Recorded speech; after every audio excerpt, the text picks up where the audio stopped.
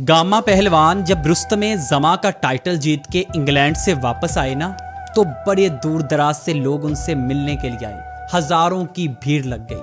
तो इसमें जो गामे पहलवान के उस्ताद जी थे ना, उसने जब ये भीड़ देखी ना, तो उसने कहा, ओए गामे इधर आ, ए चिल्लम पर के ले आ।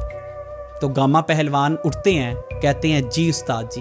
वो जब चिल्लम पकड़ने के लिए पास आते हैं ना, तो उनके उस्ताद कहते हैं कि रहन दे, मैं बस यही चेक करना सी कि इतनी शोहरत पे पहुंचने के बाद कहीं तू बेअदब तो नहीं हो गया। तो याद रखें, बाअदब बामुराद, बेअदब बेमुराद।